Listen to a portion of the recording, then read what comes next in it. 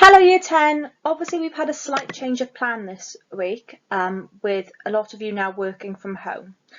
So we're going to continue with poetry, however, because you don't have the copy of the anthology poem with you, we're going to switch to doing something slightly different and looking at unseen poetry. The unseen poetry is on the same paper, literature paper 2, as the normal poetry. And we approach it in vaguely the same way, however there's a few small differences. You get 2 questions.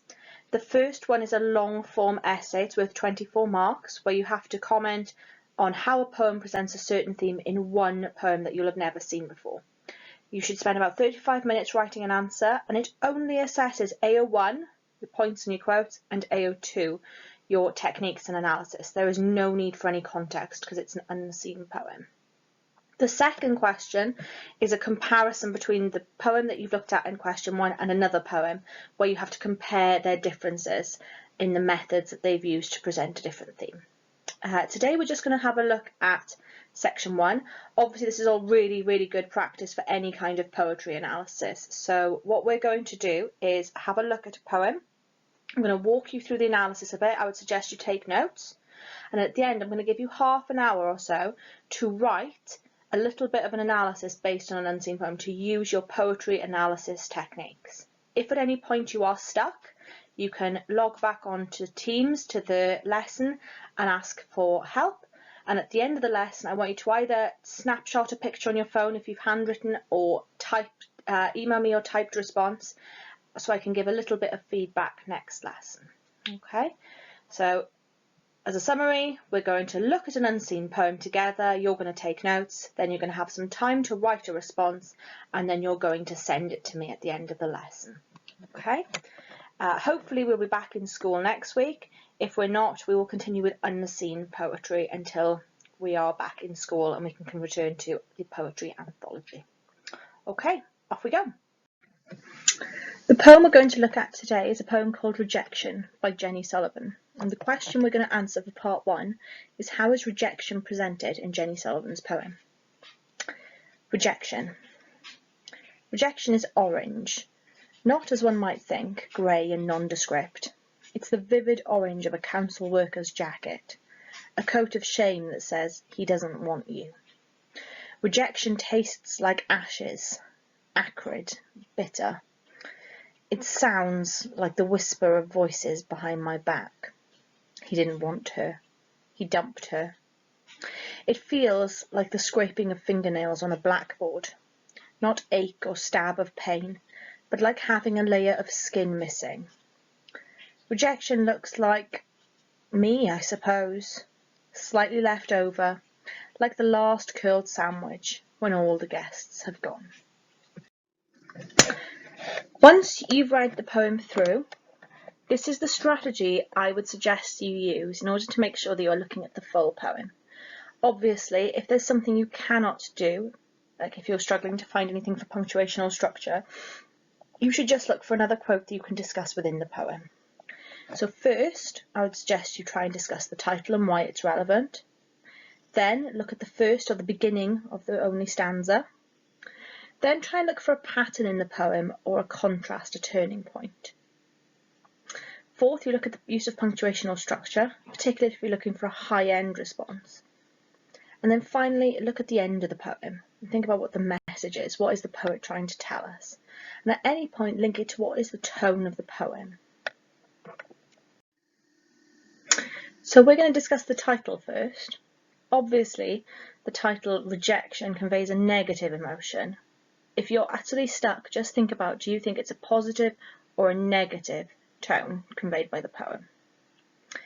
I would suggest that the word rejection suggests that the speaker of the poem feels like they've been victimised by an individual or group and feel hurt. And to me, the word conveys feelings of loneliness, isolation, abandonment and sorrow, suggesting that that's what the content of the poem will be about. Now I'm going to look at the first few lines of the single stanza poem. I've focused on the metaphorical connection between rejection and the colour orange, particularly the focus on the vivid orange of a council worker's jacket. So to me, this metaphor suggests the speaker feels like they stand out, highlighted by the neon fluorescent orange, and could suggest they have feelings of paranoia, like everyone's watching them. I think the poet particularly uses the image of a council worker's jacket because it's an everyday image which is completely unromantic, and it emphasises the contrast between the feelings now and the feelings that was once a romantic relationship. The next thing to look for is either a pattern, like a lexical set or repetition, or a contrast or a turning point within the poem. I don't think there is a turning point within the poem. I think it fixates quite clearly on one emotional perspective, which is that of rejection. However, there's repeated use of the same technique, which is the use of similes. And it uses all different sensory similes, which just means that it focuses on taste, touch, sound, different perspectives to convey the feelings of rejection. I think the poet goes through all these different comparative similes to show that nothing can actually convey the emotion and the pain that they are feeling. They try to convey it through sound and through taste, but actually nothing can convey the pain of being rejected. At this point, if you wanted to, you could then zoom in and focus on one of the different similes and pick it apart on a more linguistic level, possibly something like the fact that it tastes like ashes. Obviously, ashes are to do with fire and destruction, like the fact that their relationship has now been destroyed, or the sound of the scraping of fingernails, which to me is a really unpleasant, grating image that goes through me, quite honestly. The fourth thing you look at is the structure or the use of punctuation. This is probably the hardest one to comment on. If you are stuck on this, do not spend lots of time trying to find something random to say about the use of structure or punctuation. Instead, just look for another quote within the poem that you can analyse on a linguistic level. So I like to ask myself, is there a rhyme scheme? Is there a repeated rhythm? Is there a pattern to the punctuation or the sentence types? And if there's not, why do I think that might be? So I've started with the keyword structurally to highlight to the examiner that that's what I'm talking about. And I've said the poem has varied line lengths and end-stopped lines. So this could have been used to convey how the speaker was surprised by the unexpected rejection, the fact that there is no pattern to it, no expected outcome. In addition, the short sentences could highlight the blunt nature of rejection, and there's no comfort to be found in the sharp comparisons. While comparatively, the long length of the poem could show how the speaker deals with the ongoing pain of the emotion.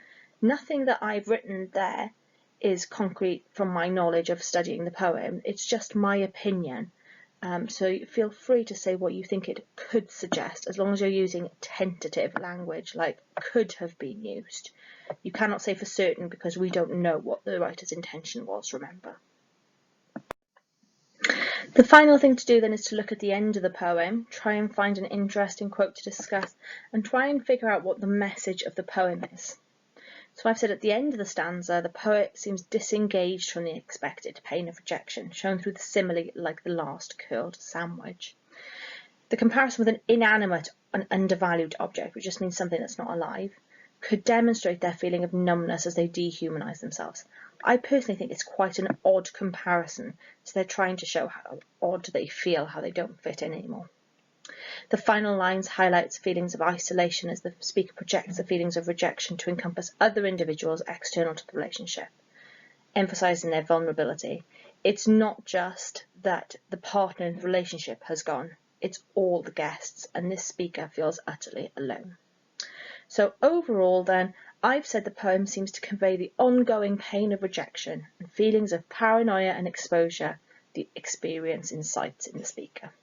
And that's my reading of the poem. It doesn't need to be much longer than that. I've picked out 5 things and I've just discussed them and what it shows about the feelings of rejection in the poem. At this point, I would suggest you now have a go at analysing the poem yourself. You should be spending 25 minutes analysing the poem. Feel free to go back and have a look at the slides again and see if you can write a response to this poem. Off you go. Okay, now you've hopefully watched the whole video and taken notes on Jenny Sullivan's poem Rejection. What I'm ask you to do now is to write your response. You can go back through the video, you can pause it, you can use your notes, whatever you need to do. Okay. You've got 35 minutes to write your response. I would suggest you spend about 30 minutes writing it, and 5 minutes then checking it over, making sure that you've got your AO1, your points about how she's presented ideas, and your quotes, and then your AO2, have you got method, have you got the techniques, and have you analysed them in as much detail as you can. Once you've done that, can you please email them to your teacher? And then hopefully your teacher will be able to give some feedback, whole class feedback next lesson. Again, if there's any problems, log back onto the Teams lesson, make sure that you contact the teacher or by email. Okay, good luck and have a go. Bye.